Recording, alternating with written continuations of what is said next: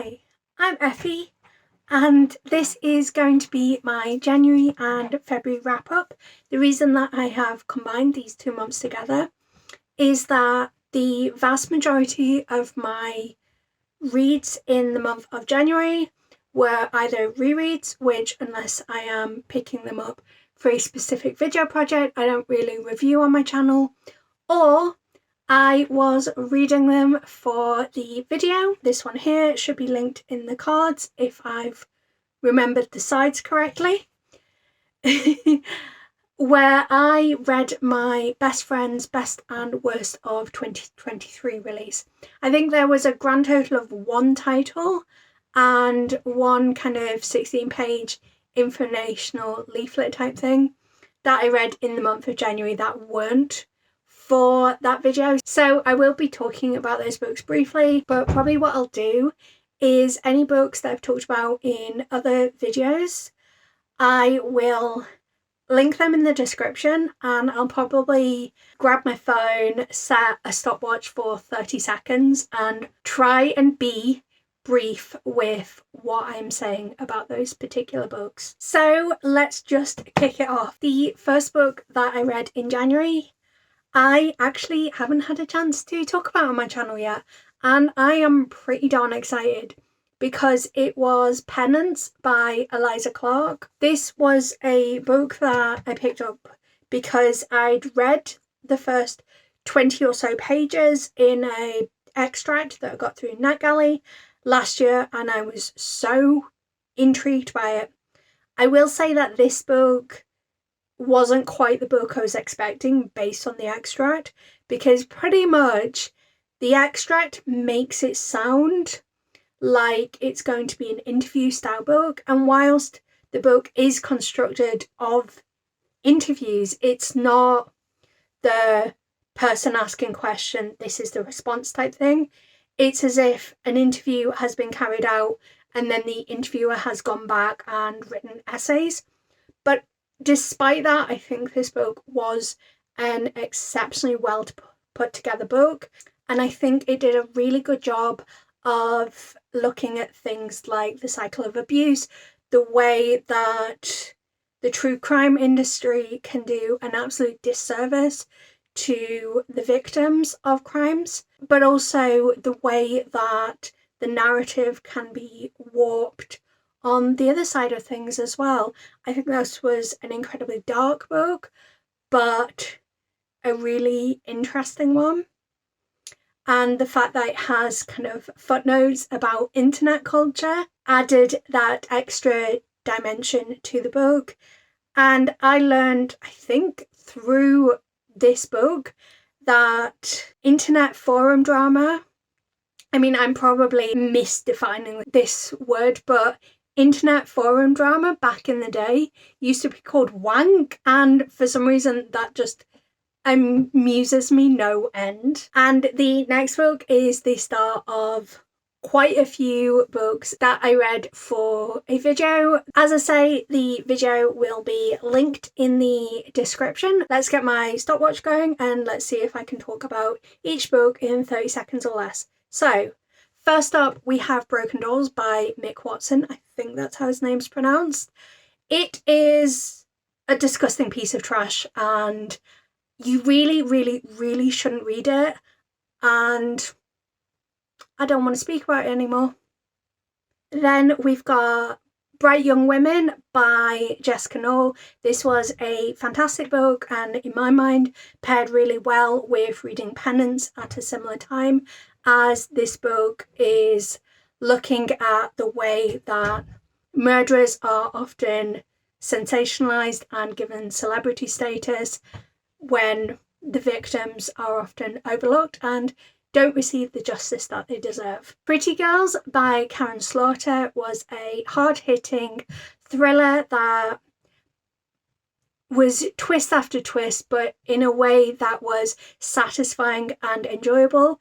It covers some incredibly dark material, but it is very punchy, and there are several moments where it really delves into society's misogyny. Saving Noah by Lucinda Berry is a paedophile apologist book, and I want nothing to do with it. He Started It by Samantha Downing started off with a great deal of promise.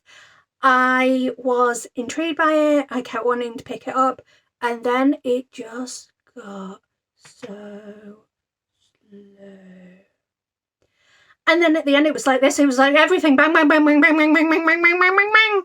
And it was horrible. Like, it was the book equivalent of a meeting that should have been an email. And then I read another Samantha Downing, and that was A Twisted Love Story. Surprisingly, I actually really enjoyed this book. I thought that Wes and Ivy were incredibly compelling characters, and I just wanted to see what went on with the story, and I thought there were an appropriate level of twists, and it was much better paced than He Started It. Satan's Affair by H.D. Carlton is a novella. I'm not sure if it's short enough to be a novella, but a novella that takes place before Haunting Adeline.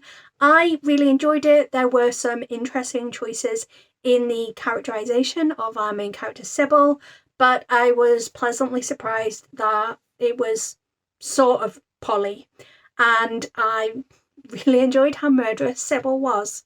The next thing that I read was a short informational booklet called Advocating for Palestine, which is freely available, and I will include a link in the description. I found it incredibly informative to be able to break down the common myths that surround the occupation of Palestine, as well as giving me some historical context and information about the colonizing force of Israel and some of the things that I haven't heard spoken about, and oof.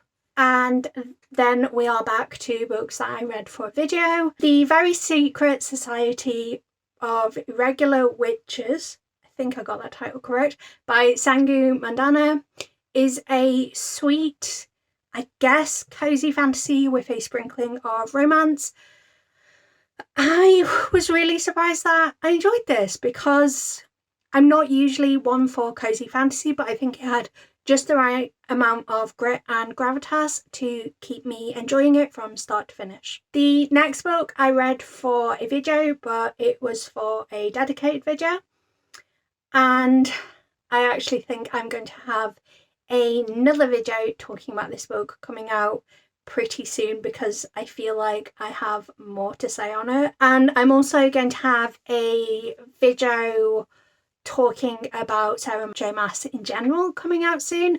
I did promise in the video, sorry, I'm talking about House of Flame and Shadow, but I didn't want to start my timer yet. So I mentioned in the video for me reading House of Flame and Shadow that I was going to have a video coming up soon of me talking about all the issues with Sarah J Maas, and I am still planning on putting that video together. I just haven't had a chance to actually sit down and do it. But anyway, House of Flame and Shadow, sorry, I've got an itchy nose, is the third book in the Crescent City series, and it was kind of bad, pretty bad. Like, I had an enjoyable ride as I was reading it, but it's not really worth your time, and the characters aren't well characterised. Then we've got Cemetery Boys by Aidan Thomas. This is a sweet YA novel where a young brujo called Yadriel manages to accidentally summon the ghost of Julian, and they very slowly fall in love, but they are also trying to figure out what happened to Julian and what's happening with the Bruhexes in general. The next book that I read was Monstrous by Nicole M. Rubino. This is a Greek mythology inspired new adult, I think, where we've got a magical school where all of the students are descended from monsters from Greek myth. I think they're all monsters anyway. Like, you've got Charybdis, Scylla, Medusa, Sphinx, but I'm not sure if the Sphinx is Greek. Like, most of them are Greek myths, but there are a few others thrown in there for good measure. There's also, oh my gosh, bear with me a moment. Honey, could you do me a favour and send me a voice note of how the serpent that wraps the world is pronounced? Sorry, I feel like the Norse pagan in my household is probably the best person to answer how this is pronounced. Hopefully he will get back to me quickly. Hello? I don't know why I'm speaking to my phone. I'm not recording a voice note right now. One eternity later. Okay, let's see. I believe it's Jormungand. There we go. So we have a character who's descended from Jormungand. So what to say about this book? I had a really good time with it. I think there were some writing choices and stylistic choices that I didn't love at times, but I thought the story overall was incredibly compelling. And the heart of this story is an incredible friendship group. And also, these students are all descended from monsters, and this book leans into that. And these characters are monstrous. They're like, ooh, I wonder what he would taste like. And I have heard that the second book in this series, I'm not sure when it's going to come out, but I've heard that the second book in the series actually contains a sneaky bit of cannibalism, which I'm looking forward to, as weird as that sounds. And then we have Legally Binding by Sophie Snow, which is an incredibly adorable book. Like, I love the way that Sophie Snow writes romances. And I don't know, but this might be the first, maybe only book I've got physically. No. Is it? Is it? No, I own 2 of the books on this list physically. Yeah, these are the only 2 books I read in January and February that I own physically.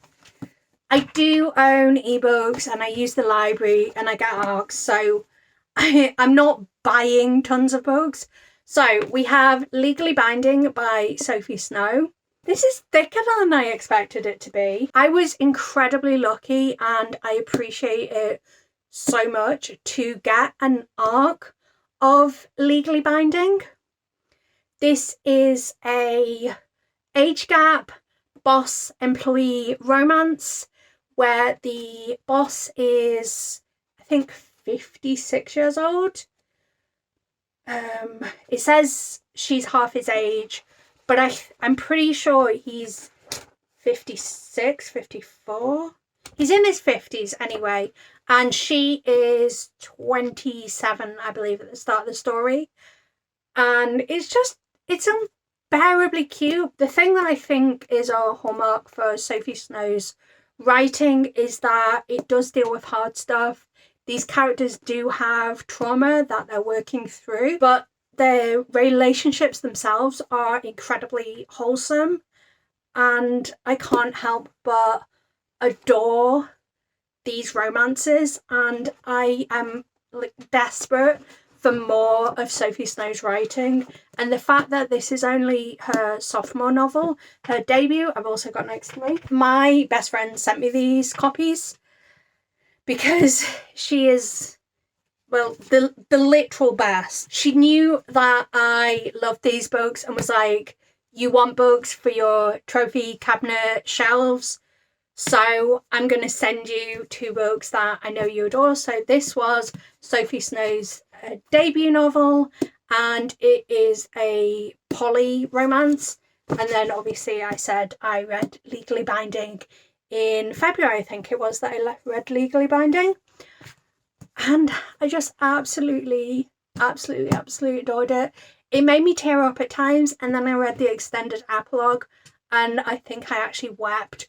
It was a good kind of crying, but so good. If you haven't checked out Sophie Snow yet, I thoroughly advise you to, because she writes some really incredible romances and you are missing a trick if you have not read her books. The next book I've talked about in a video, and that was episode 1 of my recent vampire reads, which is going to be an ongoing video series on my channel where every so often I will be doing a video of all of the vampire books that I've read recently, because I really freaking love vampire books. So I want to share that love with all of y'all. So the next book was An Education in Malice, and this is a Carmilla reimagining, I'm going to say, because from my recollection of Carmilla, this book is more like a love story which takes...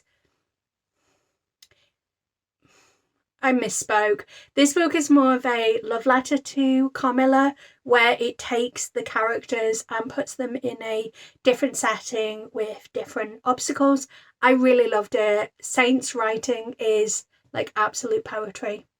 I went a little bit over the 30 seconds there, but I think that's fair. It's a vampire novel after all. The next book that I completed was Behind the Broken by Chloe C. Penaranda. This is Penaranda's debut contemporary novel. She has previously written a number of fantasy novels. I'd only previously read one book from her, and that was The Stars Are Dying, and I absolutely adored that. Vampires, wouldn't you know? But I was really excited to pick up this romance because it is a dark romance in the sense that there are dark themes in this book, not that the romance is dark, and that is something that I enjoy. Don't get me wrong, I don't dislike a romance itself that is dark, but I was very excited to pick it up.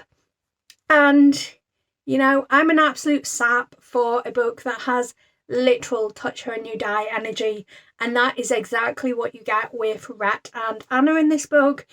In fact, Rhett's whole thing is that he is kind of determined to get the ultimate revenge on those that hurt him in his past. This is the first book in a duology, so there is somewhat of a light cliffhanger at the end. Like, I think it's one of those where the cliffhanger is managed quite well, so you know there's more to the story and you are itching to see what happens next, but it's not one where you're pulling your hair out or it feels abrupt in any way. I think the place that this book ended sets it up for a really interesting second act, because the position we've left the characters in is putting them in situations that you just don't know how they are going to react. I think one of the things I really enjoyed about this book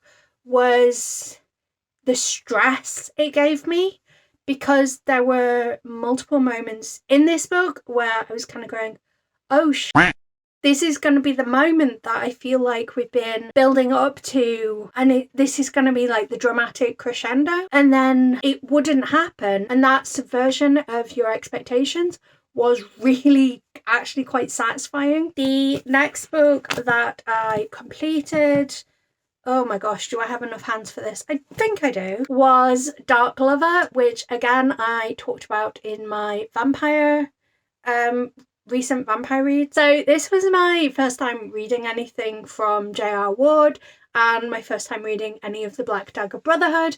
As someone that loves vampires, it's kind of a surprise that I haven't picked this up yet, but I actually really enjoyed it. I thought it was a really unique take on vampirism. I thought the characters were incredibly compelling, and I thought the romance was really well written. There were a moment or two that I didn't love, but overall, not bad. Unfortunately, the next book that I read was not a hit for me, and that was The Lifeline by Tom Allen.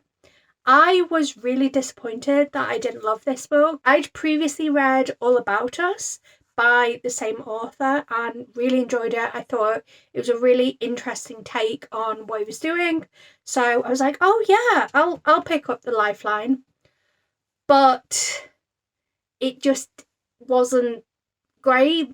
I think part of the problem, and as far as I can tell, it wasn't a misunderstanding on my part, it's just that it is being incorrectly marketed. But I went into this book expecting a second chance romance, but this book is more of a literary fiction book where the characters have previously met and are starting to fall for each other. But when your characters don't get together until the end of the book, and I don't even mean they don't get together in terms of getting together. I mean, they physically aren't in the same... Oh, that's a lie. They are physically in the same room, like, once very briefly in the middle of the book, I think. But they're not even in the same room for most of the book. They don't even know who each other is for most of the book. To call it a romance would be a massive lie.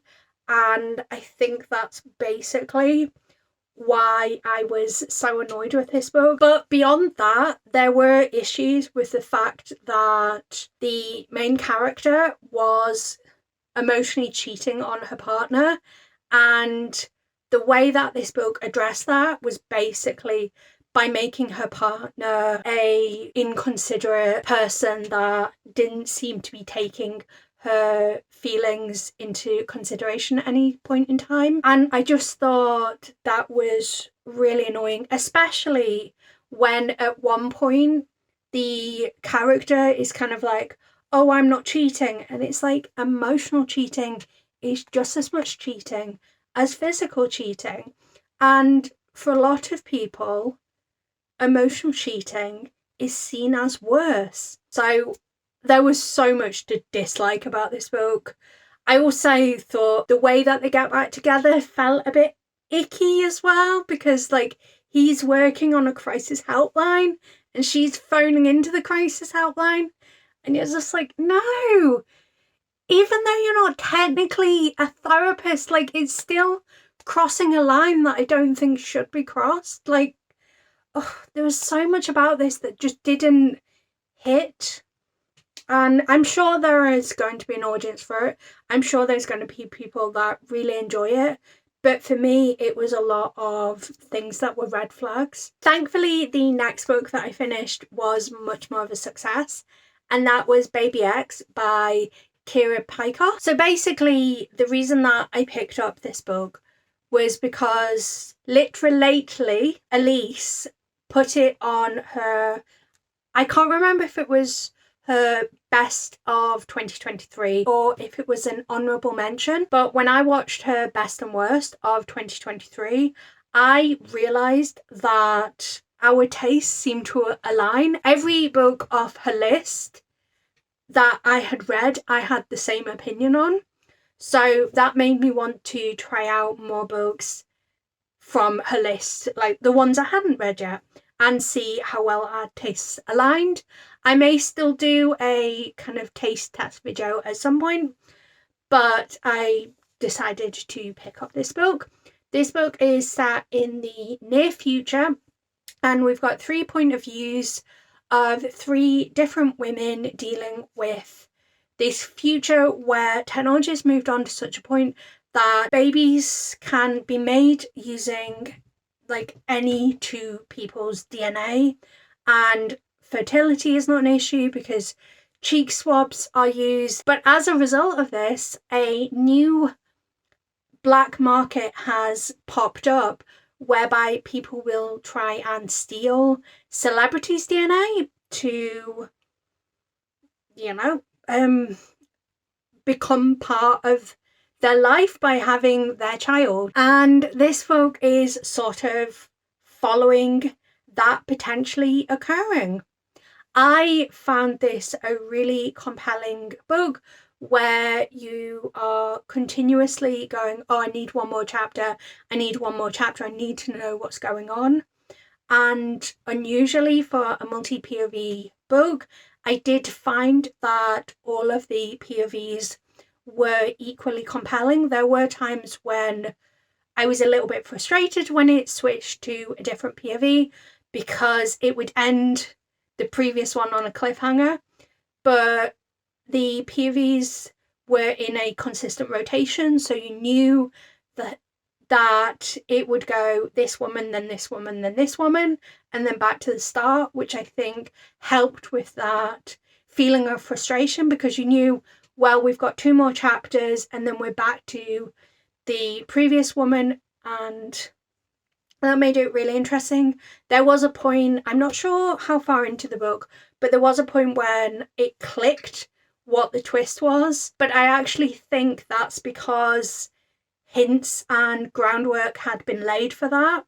So it was just a case of I was picking up on things. But interestingly, shortly after I had that theory, we got a couple of pieces of data from the women, and I managed to convince myself that my theory was incorrect because I could have sworn that the data contradicted my theory.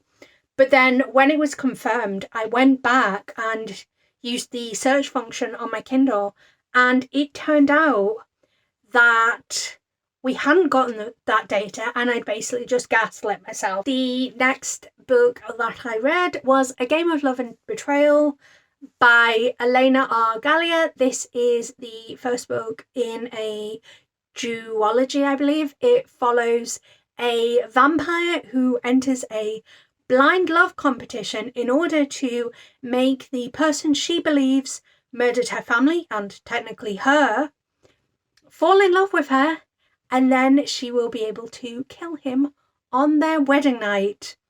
As this is a romantasy, the plot took pretty much the trajectory, oh gosh, I've been talking for too long, that you would expect. But overall, I enjoyed it. There were a couple of flaws.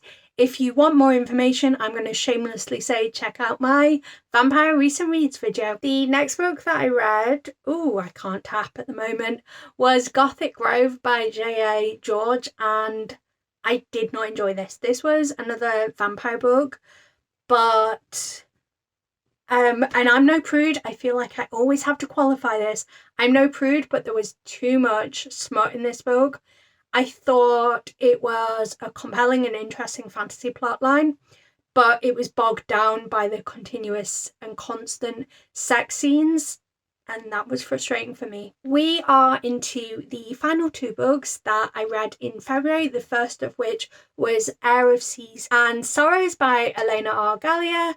After reading A Game of Love and Betrayal, I knew that I enjoyed the world that Gallia has created, and I knew there was a lot more content set in that world, so I was like, all right, what will I pick up? And Heir of Seas and Sorrows takes place chronologically before the rest of the books in the series, so I thought I would pick that up. It is I believe it's a novella, but it might be a novelette, which is a distinction I only fairly recently learned.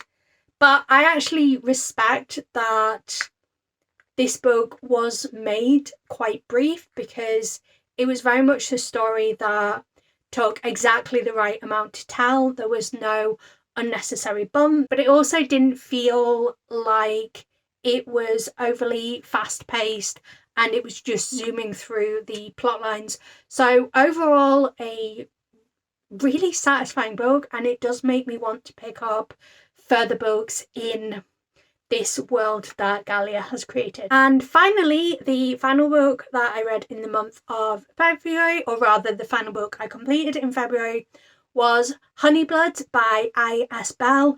And let me just say, I adored this book, and if you haven't read it yet, please just stop watching me right now and go get it. It's available on Kindle Unlimited. It's worth your time. Please pick it up. This is a YA sapphic vampire story where we are following these... Oh gosh, I've talked for too long.